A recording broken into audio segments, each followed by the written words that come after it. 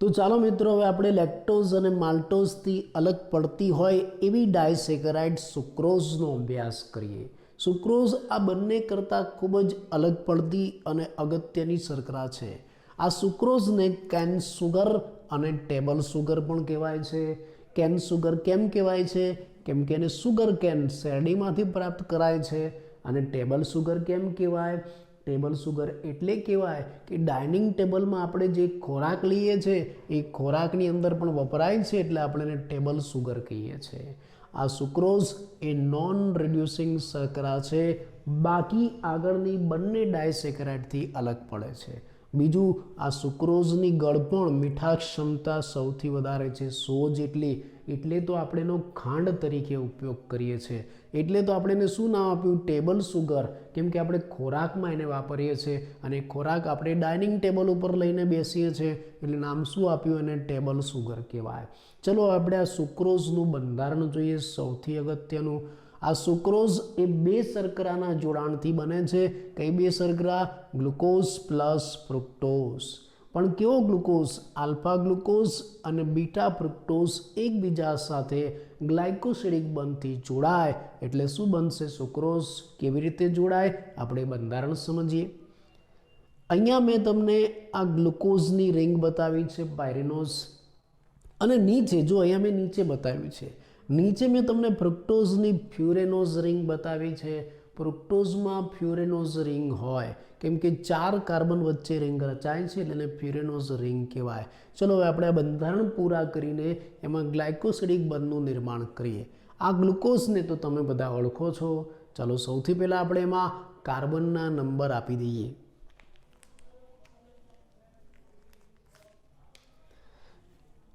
આ પહેલો કાર્બન, આ બીજો, આ ત્રીજો, આ ચોથો, આ પાંચમો અને આ છઠ્ઠો. 6 કાર્બન તમે બધા જાણો છો.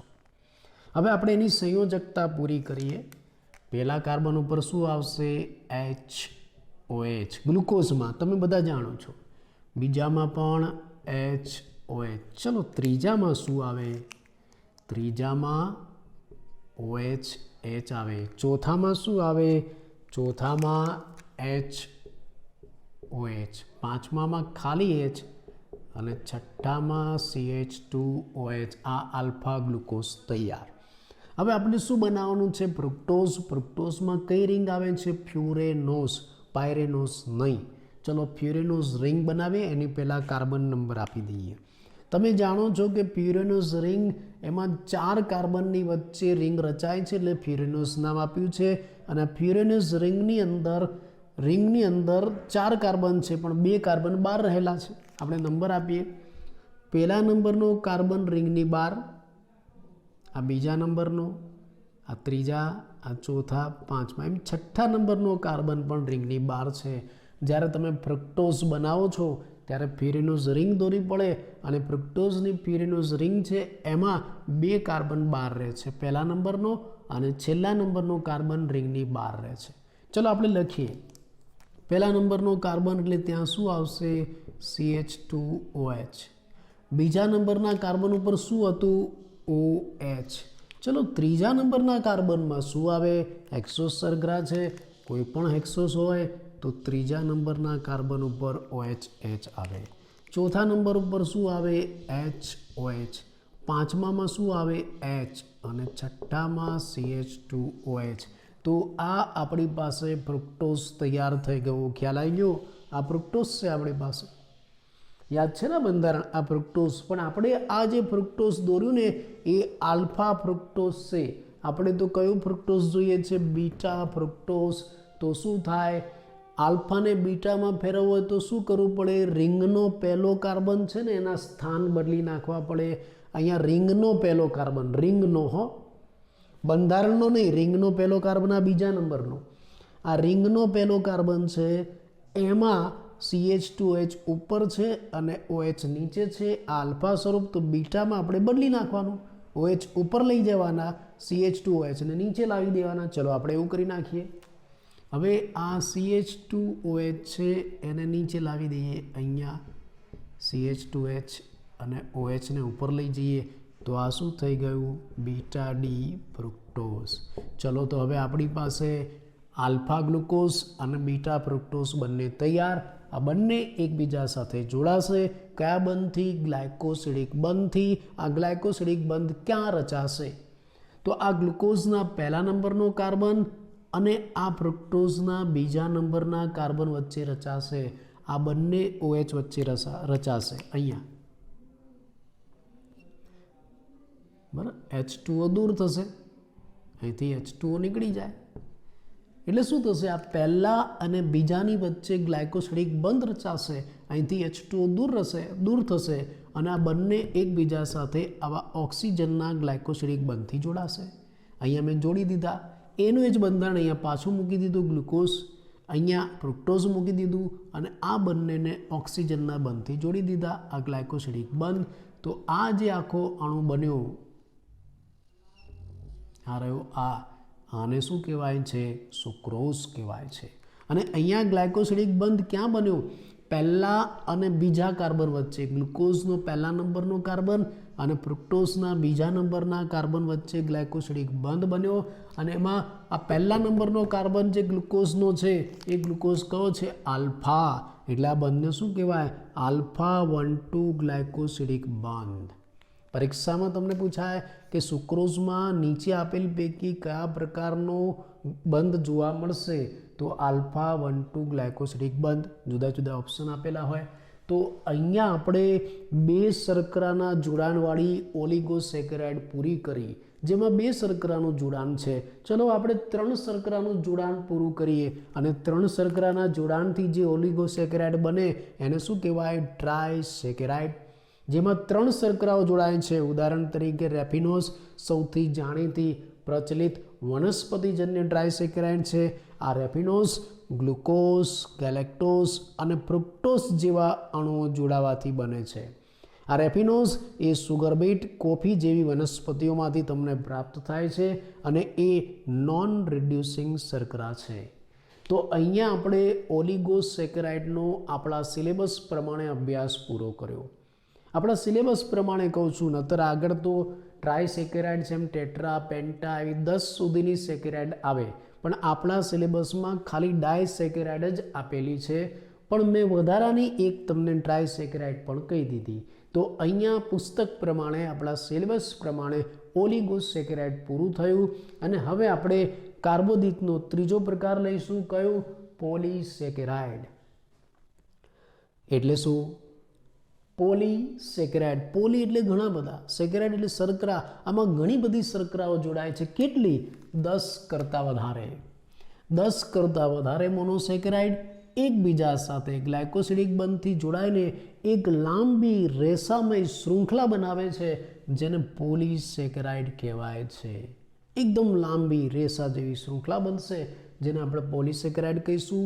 આ પોલીસેકેરાઇડને ગ્લાયકન્સ પણ કહેવાય છે અને એનું સામાન્ય સૂત્ર C6H10O5N થશે. આ પોલીસેકેરાઇડ શાનું બનેલું છે? મોનોસેકેરાઇડનું. એટલે એનો બંધારણીય ઘટક શું થયો? મોનોસેકેરાઇડ. આ મોનોસેકેરાઇડની પ્રકૃતિના આધારે આપણે આ પોલીસેકેરાઇડના 2 પ્રકાર પાડી શકીએ. કયા 2 પ્રકાર? હોમોપોલીસેકેરાઇડ અને હેટ્રોપોલીસેકેરાઇડ. એટલે શું? શબ્દ ઉપરથી તમને ખ્યાલ આવે. ચાલો આપણે પહેલી વાત કરીશું હોમોપોલીસેકેરાઇડ. કે ભાઈ જે પોલીસેકેરાઇડના બંધારણમાં બધા જ મોનોસેકેરાઇડ એક જ પ્રકારના હોય એને આપણે શું કહીશું? હોમોપોલીસેકેરાઇડ. એટલે કે આખી લાંબી શૃંખલા છે, એ લાંબી શૃંખલામાં બધા જ મોનોસેકેરાઇડ એક સરખા હોય. માની લો કે ગ્લુકોઝ હોય તો આખી લાંબી શૃંખલામાં બધા ગ્લુકોઝ જ જોડાયેલા હોય તો એ હોમોપોલીસેકેરાઇડ કહેવાય. ફ્રુક્ટોઝ હોય તો આખી લાંબી પોલીસેકેરાઇડમાં બધા ફ્રુક્ટોઝ જ જોડાયેલા હોય તો હોમોપોલીસેકેરાઇડ કહેવાય. ઉદાહરણ તરીકે આ સ્ટાર્ચ, સેલ્યુલોઝ, ગ્લાયકોજન અને ઇન્યુલિન એ હોમોપોલીસેકેરાઇડ છે. દાખલા તરીકે સ્ટાર્ચ, સેલ્યુલોઝ અને ગ્લાયકોજન છે ને એ ગ્લુકોઝની હોમોપોલીસેકેરાઇડ છે, ગ્લુકોઝનો પોલિમર છે. એટલે એમાં બધા ગ્લુકોઝ જોડાઈને એક લાંબી શૃંખલા બને છે. જ્યારે ઇન્યુલિન છે ને એ ફ્રુક્ટોઝનો પોલિમર છે, એમાં બધા ફ્રુક્ટોઝ જોડાય અને હોમોપોલીસેકેરાઇડ કહેવાય. તો પછી હેટ્રોપોલીસેકેરાઇડ એટલે શું? જો હોમોપોલીસેકેરાઇડમાં શું હતું? બધા એક જ પ્રકારના મોનોસેકેરાઇડ ભેગા મળીને શું બન્યું? હોમોપોલિસેકેરાઇડ. એક જ પ્રકારના મોનોસેકેરાઇડમાંથી હોમોપોલિસેકેરાઇડ બને. પણ હેટ્રોપોલિસેકેરાઇડમાં શું, બે અથવા તો બે કરતાં વધારે પ્રકારના મોનોસેકેરાઇડ ભેગા મળીને હેટ્રોપોલિસેકેરાઇડ બનાવે છે. એટલે આ બે અથવા તો બે કરતાં વધારે પ્રકારના મોનોસેકેરાઇડની બનેલ છે હેટ્રોપોલિસેકેરાઇડ. એમાં ખાલી ગ્લુકોઝ જ ના હોય, એમાં ગ્લુકોઝ હોય, વચ્ચે ફ્રુક્ટોઝે આવી જાય અથવા તો ત્રીજી પણ આવી જાય, એવી અલગ અલગ આવી જાય, કોઈ પણ આવી શકે. Glucose fructose, glucose fructose, glucose glucose, fructose fructose, એવું. ખાલી ગ્લુકોઝ નહીં, આમાં બે અથવા તો બે કરતાં વધારે પ્રકારના મોનોસેકેરાઇડ ભેગા મળીને હેટ્રોપોલિસેકેરાઇડ બને. અથવા તો પછી આમાં બીજું એક સ્વરૂપ પણ છે કે ભાઈ આ મોનોસેકેરાઇડના વ્યુત્પન્નથી પણ બની શકે છે. હેટ્રોપોલિસેકેરાઇડ એ મોનોસેકેરાઇડના વ્યુત્પન્નથી પણ બને છે. મોનોસેકેરાઇડનું વ્યુત્પન્ન એટલે શું? મોનોસેકેરાઇડનું વ્યુત્પન્ન એટલે એના રાસાયણિક રીતે રૂપાંતરિત શર્કરામાંથી બનેલું હોય. દાખલા તરીકે એમિનો સુગરમાંથી બનેલું હોય. ઘણા હેટ્રોપોલિસેકેરાઇડ છે ને એ મોનોસેકેરાઇડના વ્યુત્પન્નમાંથી બનેલા હોય. ગ્લુકોઝમાંથી, એટલે ગ્લુકોઝમાંથી ન બનેલા હોય. એ ગ્લુકોઝના રાસાયણિક બંધારણમાં કંઈક ફેરફાર થઈ જાય અને કંઈક નવું સ્વરૂપ આવે. દાખલા તરીકે ગ્લુકોઝ એમાઇન, તો ગ્લુકોઝ એમાઇનમાંથી બન્યું હોય, અથવા તો એન એસિટાઇલ ગેલેક્ટોઝ એમાઇન એમાંથી બન્યું હોય. એટલે જો મોનોસેકેરાઇડના વ્યુત્પન્નમાંથી પોલિમર બને, પોલિસેકેરાઇડ બને, તો એને પણ હેટ્રોપોલિસેકેરાઇડ કહેવાય છે. એટલે હેટ્રોપોલિસેકેરાઇડ શું? હોમો શું હતું? એક જ પ્રકારના મોનોસેકેરાઇડ જોડાઈને શું બને છે? હોમોપોલિસેકેરાઇડ. આમાં બે અથવા બે કરતાં જુદા જુદા પ્રકારના મોનોસેકેરાઇડ જોડાઈને શું બને? હેટ્રોપોલિસેકેરાઇડ. અથવા તો પછી મોનોસેકેરાઇડના વ્યુત્પન્નમાંથી પણ શું બને છે? હેટ્રોપોલિસેકેરાઇડ. મોનોસેકેરાઇડના વ્યુત્પન્ન એટલે શું? એના રાસાયણિક બંધારણમાં ફેરફાર થઈને સર્જાયેલી શર્કરા. દાખલા તરીકે એની સાથે એમિનો સમૂહ જોડાઈ જાય તો એમિનો શર્કરા. આ glucose amine, N acetyl galactose amine, આ બધી જોડાઈને જે શર્કરા બને છે લાંબી પોલિસેકેરાઇડ, એને હેટ્રોપોલિસેકેરાઇડ કહેવાય. હા, જે વ્યુત્પન્નમાંથી નિર્માણ પામેલ હેટ્રોપોલિસેકેરાઇડ છે ને એને બીજું એક નામ પણ આપવામાં આવે છે, જટિલ પોલિસેકેરાઇડ. કેમ કે વ્યુત્પન્નમાંથી બનેલી છે. અને આવી એક જટિલ પોલિસેકેરાઇડનું ઉદાહરણ છે કાઇટિન. બહુ પ્રચલિત. ક્યાં જોવા મળે? સંધિપાદ સમુદાયના બહિર્કંકાલમાં. તો અહીંયા આપણે હેટ્રોપોલિસેકેરાઇડનો પરિચય પહેલાં આપી દીધો. હવે આપણે હોમોપોલિસેકેરાઇડની વાત કરીએ. હોમોપોલિસેકેરાઇડમાં સૌથી પહેલાં આપણે સેલ્યુલોઝની વાત કરીશું. સેલ્યુલોઝ એ ગ્લુકોઝનો બનેલો લાંબો પોલિમર છે. એમાં ગ્લુકોઝના અણુઓની બનેલી લાંબી શૃંખલા છે. જો આ રહ્યા, આ બધા ગ્લુકોઝ છે. ગ્લુકોઝ ગ્લુકોઝ ગ્લુકોઝ ગ્લુકોઝ, આગળ ઘણી બધી લાંબી શૃંખલા છે. એટલે સેલ્યુલોઝ એ ગ્લુકોઝના અણુઓની બનેલી રેખીય અશાખિત શૃંખલા છે, એક લાંબો પોલિમર છે. દાખલા તરીકે ગ્લુકોઝની જગ્યાએ આપણે આવા રાઉન્ડ રાઉન્ડ બતાવીએ, રેખાકૃતિ બતાવીએ તો આ બધા ગ્લુકોઝ. તો આ ગ્લુકોઝના અણુઓની બનેલી એક રેખીય લાંબી અશાખિત શૃંખલા છે. આમાં કોઈ શાખા નથી પડતી. આ સેલ્યુલોઝ. એટલે સેલ્યુલોઝ શું છે? ગ્લુકોઝનો પોલિમર. પણ કેવો પોલિમર? રેખીય અને અશાખિત પોલિમર. આ એક લાંબી દોરી જેવી ગ્લુકોઝની શૃંખલા હોય, એમાં બીજું કંઈ ન, બધા ગ્લુકોઝના અણુ લાંબી દોરીની જેમ ગોઠવાયેલા. આ સેલ્યુલોઝ તમને ક્યાં જોવા મળે? વનસ્પતિ કોષની કોષ દિવાલમાં. તમે જે કાગળ વાપરો છો ને એમાં સેલ્યુલોઝ હોય. કેમ કે કાગળ વનસ્પતિની લુગદીમાંથી બનાવવામાં, એટલે એમાં સેલ્યુલોઝ હોય. એમ તો કોટનના જે તાંતણા છે, રેસાઓ છે, એમાં પણ સેલ્યુલોઝ જોવા મળે છે. આ સેલ્યુલોઝના રૂપાંતરણથી જ સ્ટાર્ચ અને ગ્લાયકોજન બને છે. તો આપણે આ સ્ટાર્ચ અને ગ્લાયકોજનનો હવે પરિચય આપી દઈએ. સ્ટાર્ચ શું છે? સ્ટાર્ચ પણ ગ્લુકોઝનો જ બનેલો પોલિમર છે. પણ સ્ટાર્ચમાં ગ્લુકોઝના પોલિમર બે પ્રકારની ગોઠવણી ધરાવે છે. બે પ્રકારના હોય છે ગ્લુકોઝના પોલિમર, એક આવા ને એક આવા. આ બંનેમાં શું ફરક?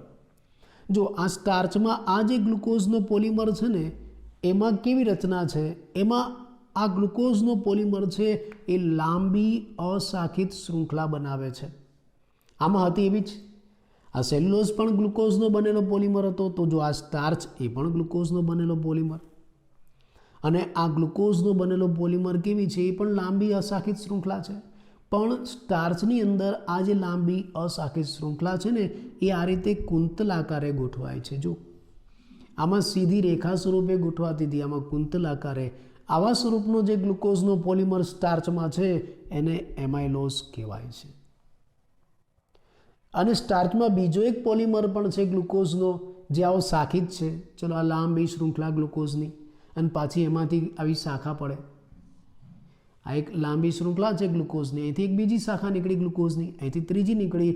તો આ લાંબી શાખિત શૃંખલા તૈયાર થઈ, એને એમાઇલોપેક્ટિન કહેવાય. જો આ ગ્લુકોઝના અણુ એમાંથી આ એક શાખા નીકળી, આ બીજી નીકળી, આને એમાઇલોપેક્ટિન કહેવાય. એટલે આમ સ્ટાર્ચ સેલ્યુલોઝમાંથી જ બને છે, પણ એ જે સ્ટાર્ચ છે ને એમાં ગ્લુકોઝના પોલિમર બે રીતે ગોઠવણી દર્શાવે, એક એમાઇલોસ પ્રકારની અને બીજી એમાઇલોપેક્ટિન પ્રકારની. એમાઇલોસ પ્રકારની ગોઠવણીમાં ગ્લુકોઝના અણુઓ લાંબી શૃંખલા બનાવે છે, દોરી જેવી, પણ એ લાંબી શૃંખલા છે ને એ આવી કુંતલ આકારે ગોઠવાયેલી હોય છે. જ્યારે એમાઇલોપેક્ટિનમાં ગ્લુકોઝના અણુ લાંબી શૃંખલા બનાવે છે ને એ શૃંખલામાંથી પાછી બીજી શૃંખલાઓ નીકળે છે. એટલે એમાઇલોપેક્ટિનમાં ગ્લુકોઝના અણુઓની શાખિત શૃંખલા જોવા મળે છે. બીજું, તમારે સ્ટાર્ચની હાજરી કોઈ પદાર્થમાં છે કે નહીં એ ચકાસવું હોય તો આયોડિન કસોટી કરવી પડે.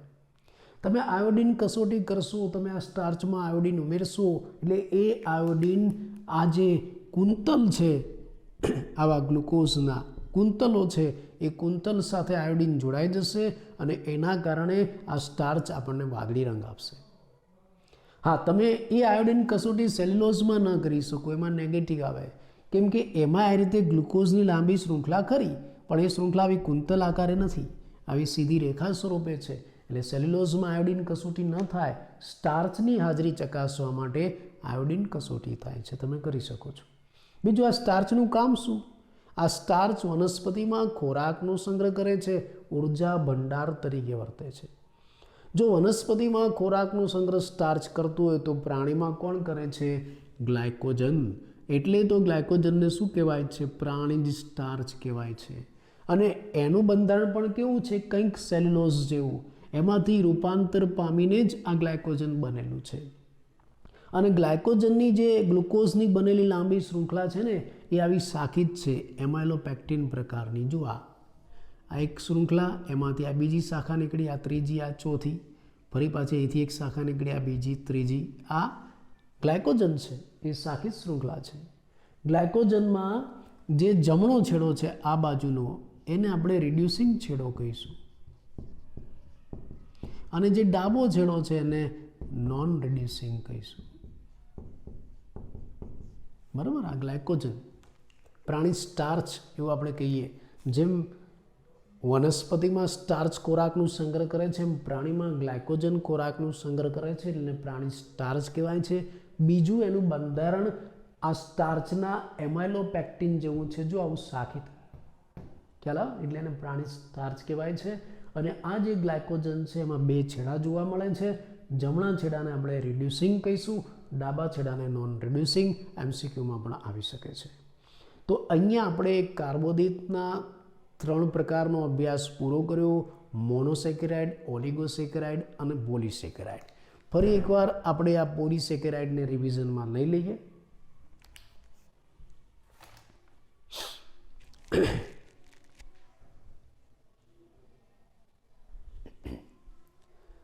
જો પોલિસેકેરાઇડ, પોલી એટલે ઘણા બધા, સેકેરાઇડ એટલે શર્કરામાં ઘણા બધા શર્કરાના અણુઓ જોડાય. કેવી રીતે?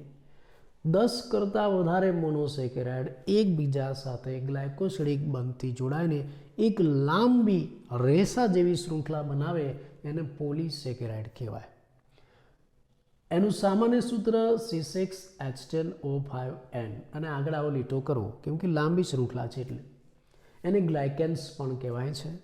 એનો મતલબ એમ થયો કે આ જે પોલિસેકેરાઇડ છે એનો બંધારણીય ઘટક શું? મોનોસેકેરાઇડ. અને મોનોસેકેરાઇડની પ્રકૃતિના આધારે પોલિસેકેરાઇડના 2 પ્રકાર પડે: હોમોપોલિસેકેરાઇડ અને હેટરોપોલિસેકેરાઇડ. હોમો એટલે સમાન. આ હોમોપોલિસેકેરાઇડના બંધારણમાં બધા જ મોનોસેકેરાઇડ એક જ પ્રકારના હોય. ઉદાહરણ તરીકે સ્ટાર્ચ, સેલ્યુલોઝ, ગ્લાયકોજન અને ઇન્યુલિન. સ્ટાર્ચ, સેલ્યુલોઝ, ગ્લાયકોજનમાં બધા જ મોનોસેકેરાઇડ આખા પોલિમરમાં ગ્લુકોઝના બનેલા છે. ઇન્યુલિન એ ફ્રુક્ટોઝનો પોલિમર છે. હેટરોપોલિસેકેરાઇડ એટલે શું? આમાં બધા જ મોનોસેકેરાઇડ એક જ પ્રકારના હતા. આમાં એક જ પ્રકારના ના હોય, અલગ અલગ પ્રકારના હોય, 2 પ્રકારના હોય.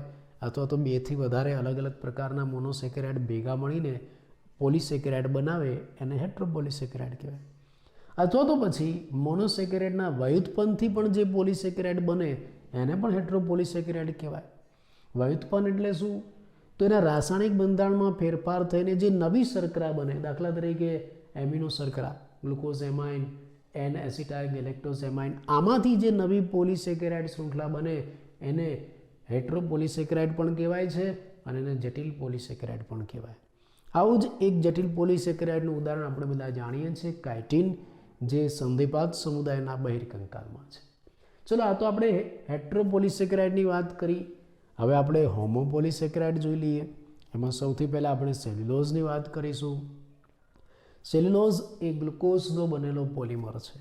એમાં ગ્લુકોઝના અણુઓ સળંગ એક રેખાની માફક ગોઠવાય છે અને આ આખી એક રેખીય અશાખિત પોલિમર શૃંખલા બનાવશે, આવી લાંબી દોરી જેવી. અને આ સેલ્યુલોઝ ક્યાં જોવા મળશે? વનસ્પતિ કોષની કોષ દિવાલમાં, આપણે જે કાગળ વાપરીએ છીએ એમાં, અને કોટનના રેસામાં. આ સેલ્યુલોઝમાં જ રૂપાંતર થઈને સ્ટાર્ચ અને ગ્લાયકોજન બને છે. આપણે એનો પરિચય આપીએ. સ્ટાર્ચ પણ ગ્લુકોઝનો બનેલો જ પોલિમર છે સેલ્યુલોઝની જેમ, પણ એમાં ગ્લુકોઝના પોલિમરના 2 સ્વરૂપ જોવા મળે છે, એક એમાઇલોસ અને બીજું એમાઇલોપેક્ટિન. આ જે એમાઇલોસ સ્વરૂપ છે એમાં ગ્લુકોઝના અણુઓની બનેલી લાંબી અશાખિત શૃંખલા હોય છે, પણ આ શૃંખલા કુંતલાકારે અમળાયેલી હોય છે, એને એમાઇલોસ સ્વરૂપ કહેવાય.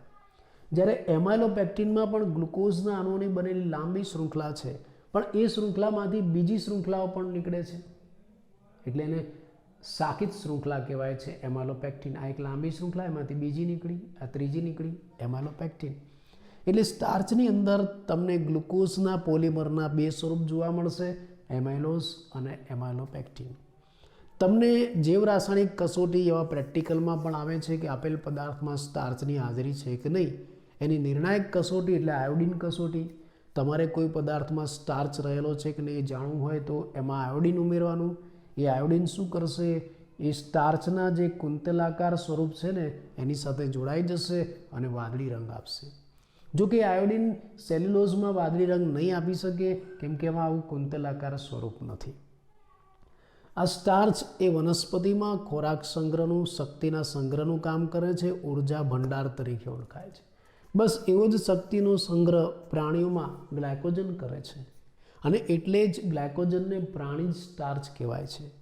જો કે ગ્લાયકોજનનું બંધારણ પણ સ્ટાર્ચ જેવું છે, સ્ટાર્ચના એમાઇલોપેક્ટિન જેવું. એટલે ગ્લાયકોજન પણ આવી શાખિત શૃંખલા છે. બીજું, આ ગ્લાયકોજન છે એ આખી લાંબી પોલિસેકેરાઇડ છે.